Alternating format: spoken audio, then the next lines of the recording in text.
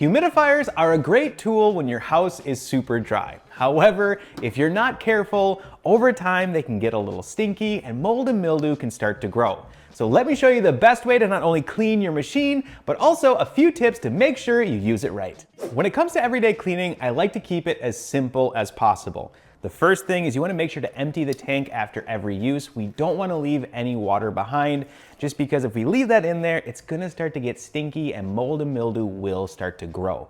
Now the other thing is just give the tank a really good rinse out in the sink. If you want to use a drop or two of dish soap, you can, but many times you don't have to. The goal here is just to rinse it out. That way we're not leaving anything in this tank, whether there's bacteria growth or anything like that behind, so that it can get stinky in the future. Now I will say some of the bases obviously are a little bit challenging to clean. So for that, just use a damp microfiber towel and just give it a quick wipe out and then a dry with a clean microfiber towel as well. The other thing I see all too often with these machines is, yes, you can rinse it out and get it all nice and clean. However, many times people put them back together right away and put them in storage or just in a room where they're not going to use them for a while. And unfortunately what happens is it seals everything up and that moisture is locked inside and mold and mildew will start to grow. And then the next time you grab your machine, it's going to smell horrible and then you have to deal with that. So make sure to lay everything out on a drying rack or a towel and make sure it's nice and dry before you put it back together and store it in your room. Now let's say you left water in your machine, you never rinsed it out or cleaned it, and you put it away damp and wet. Well, that's where you get this machine right here. And as we saw at the beginning of this video, there is a ton of mold and mildew growth. You can even see it on the lines on the side of the tank here. There's just some sort of film and bacteria in there. And also when you open it up and kind of give it a quick sniff, it smells really bad and musty. And if you were to use this machine in its current state, you would just push that odor throughout the entire house, and we don't want that. So let me show you the steps to deep clean the machine and also get rid of those funky odors. The first place to start, similar to the other machine that we cleaned already, is just simply taking it apart. We want to remove the tank from the base there and dump out any water that might be in the machine. For the tank, I like to first grab some white vinegar here. I'm going to grab 2 cups of this, pour that into the tank, and then fill it up with about 2 cups of just regular tap water. Now then I like to give it a good slosh around, kind of shake the tank a little bit there. Make sure to cover the top. I've done that a few times and threw water and vinegar all over the place. But then once that's done, I'll grab a bottle brush. These are super handy for kind of getting in all those nooks and crannies, and really giving the inside of the tank a good scrub to make sure that you're just agitating all of those areas, especially if there's any buildup in the tank. The other really nice thing about using vinegar for this clean is that it's an acid, so that will break down any sort of hard water buildup or mineral deposits that you might have in the tank and completely remove that from the inside.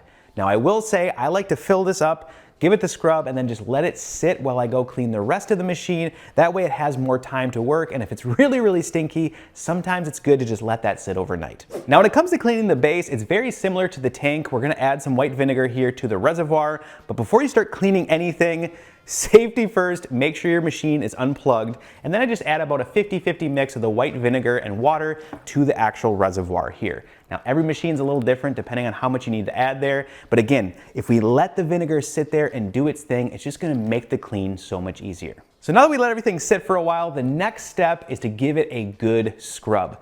Now what I like to recommend for this is just a few simple tools you probably have around the house. The first is a handy dandy toothbrush. These work great in getting in all those nooks and crannies there, but can really give it a good scrub to loosen up anything that might be in the reservoir. Now the other thing that can be challenging to clean is the actual spout itself, and a simple pipe cleaner does a really good job. Now I will say I like to just dip this inside the vinegar mix there and then give everything a good scrub. That way I can work the vinegar in those areas that maybe I can't quite reach. Now the last thing is just to scrub mommy. These work really good at scrubbing everything. So those areas that need a little bit extra scrub, give this a try. Now, as you can see here, we loosened up a bunch of gunk that was in this machine here. But if you notice this little side, there's a little bit of discoloring there. I really gave that a good scrub. It didn't really budge at all. I wouldn't be super worried about that if you find it in your humidifier. Many times the plastic components will start to get a little discolored over time, especially if you leave a lot of gunk and dirt on them. And many times that really won't clean out, but it's not that big of a deal because it's inside the machine, and as long as it's clean, you should be good to go. Now, once you're done giving everything a good scrub, it's time to rinse all of the parts. Now I will say you want to make sure to first dump out the vinegar mix both in the base and the tank. And then for the tank itself, you can just rinse this in the sink with some warm water because it can completely get wet. But for the base, just be very mindful. We don't want to put this in the sink and rinse it. We just grab a damp microfiber towel and make sure to wipe everything out again to make sure that we're not going to leave any of that vinegar behind. The next step is to get the machine nice and dry. And as I mentioned before at the start of the video, this is really one of the most important steps. And if you take anything away from this video, is that you should always let everything completely air dry 100% before you put it back together and put it in storage or even keep using the machine. Now for this, I do like to just grab a microfiber towel, just wipe everything down, get any moisture I can see. Now obviously there's gonna be a little bit in the tank and things that you can't quite get to, and that's okay. Just leave it on a towel or a drying rack for a few hours to kind of just let it air dry. But once everything is nice and dry, then we can put it back together and you're ready to use the machine. So now that you got your humidifier nice and clean, there are a few things I like to recommend that you should do and really the right way to use it. So one, you don't have to clean it as often, but also so your machine lasts longer. Now the first thing, and you might know this already because it's pretty simple with these machines, but to always use distilled water. Now the reason you want to use that opposed to like a tap water is that's going to prevent mineral deposits from building up in the machine, and again that can damage this machine and just make it harder to clean in the future as well.